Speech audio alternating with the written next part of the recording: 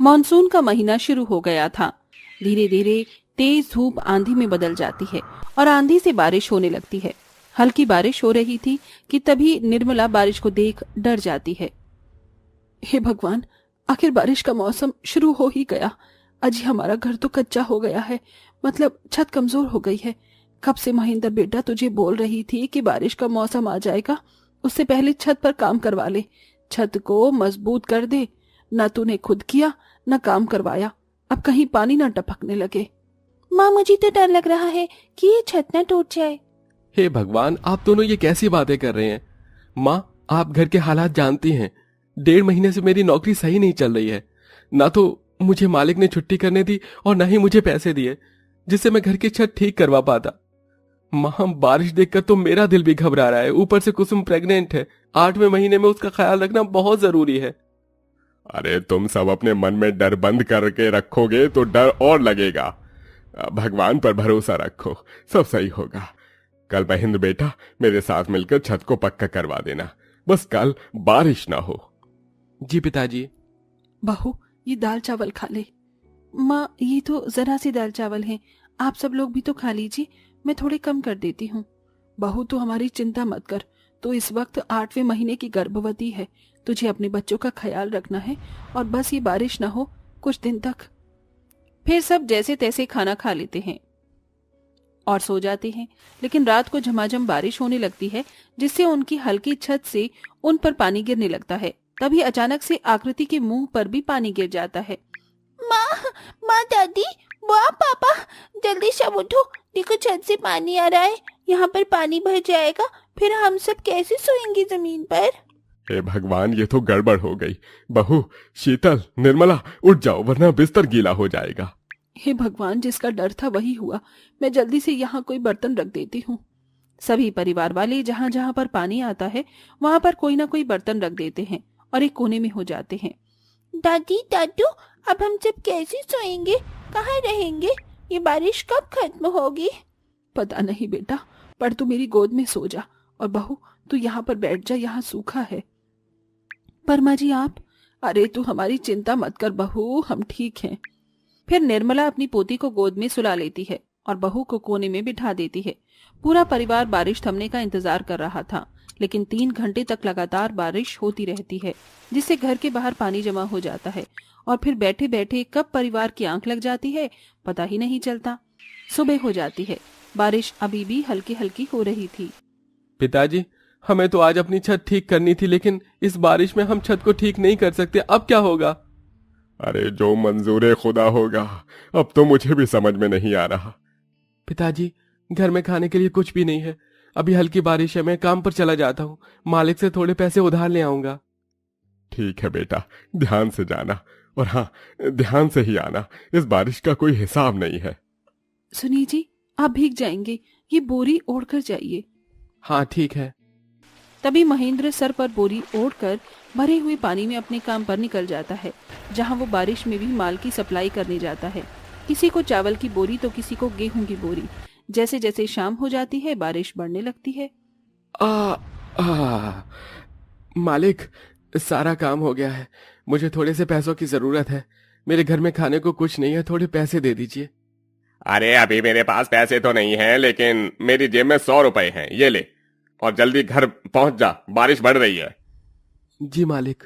महेंद्र जैसे ही जाता है, मालिक की टीवी पर खबर आती है। आज की ताजा खबर। सूत्रों से पता चलता है कि दरियागंज के गांव और उसके आसपास के गांव में बारिश के कहर से बाढ़ के आने का खतरा है, इसलिए आपको पहले ही सूचित कर रहे हैं कि उस जगह को पहले ही खाली कर लें। कुछ बस्तियां खाली करने में जुट गई हैं। अपनी जान को जोखिम में न डालें, बारिश के कहर से बचिए, सुरक्षित रहिए, सतर्क रहिए। धन्यवाद। अरे मुझे जल्दी से इस गोदाम से निकलना होगा। महेंद्र, जल्दी से तू निकल, बारिश तेज होने लगी है। जी मालिक, मुझे जल्दी से घर पर जाना होगा। महेंद्र बारिश में भीगते हुए घर पहुंचता है कि रास्ते में बने बनाए दाल चावल मिल जाते हैं। घर में बनाने का समय नहीं है, मैं यही ले चलता हूँ।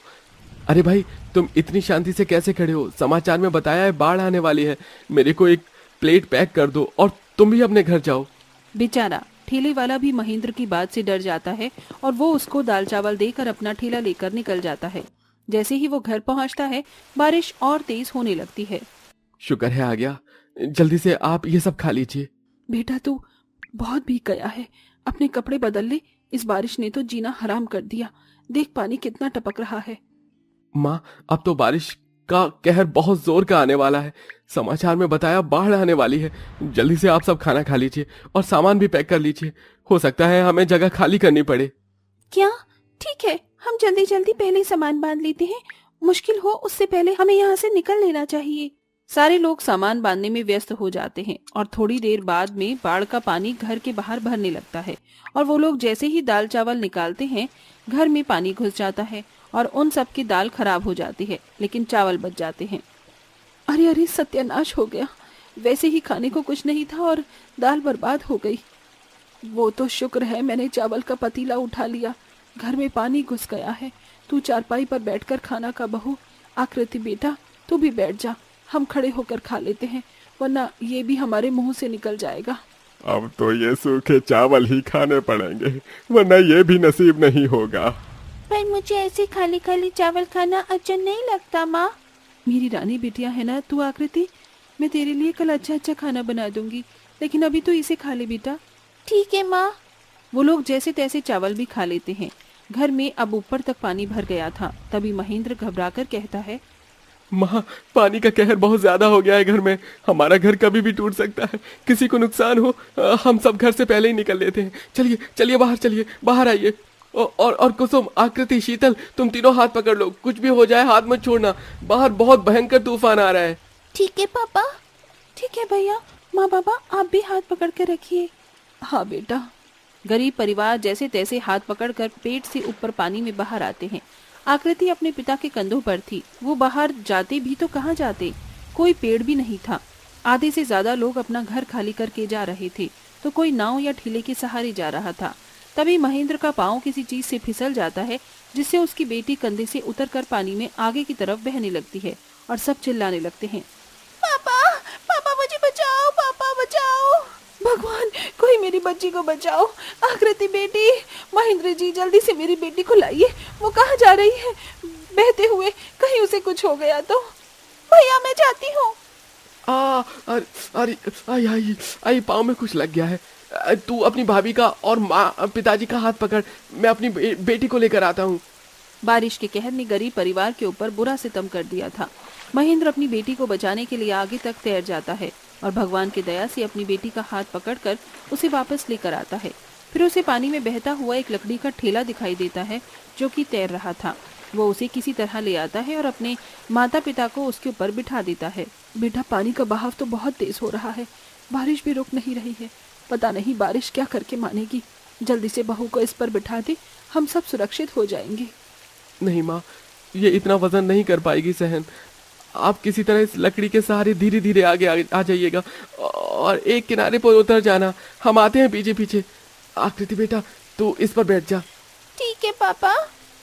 महेंद्र जैसे ही अपनी बेटी को उस पर बिठाने वाला होता है, इतने में फिर पानी का तेज बहाव आता है और वो अपनी बेटी को बिठा ही नहीं पाता और बूढ़े माता पिता अकेले आगे बह जाते हैं। बेटा, महेंद्र बेटा, महेंद्र बेटा, बहू सलोनी, सब अपना ख्याल रखना। देखो हमारी चिंता मत करना, हम आगे उतर जाएंगे किसी से मदद मांगकर। बैठे बैठे वो इतना ही कह पाते हैं, इतने में कुसुम के पेट में बहुत जोर का दर्द होने लगता है। महेंद्र जी, मेरे पेट में बहुत दर्द हो रहा है, मैं चल नहीं सकती, मुझे बहुत डर लग रहा है, कहीं हमारे बच्चे को कुछ ना हो जाए। भाभी भाभी हिम्मत मत हारिए, कुछ नहीं होगा, हम सब आपके साथ हैं ना। आगे चलिए, हम किसी को मदद के लिए बुलाते हैं। कोई है हमारी मदद कीजिए, कोई मदद कर दो कोई मदद कर दो, मेरी मम्मी के दर्द हो रहा है।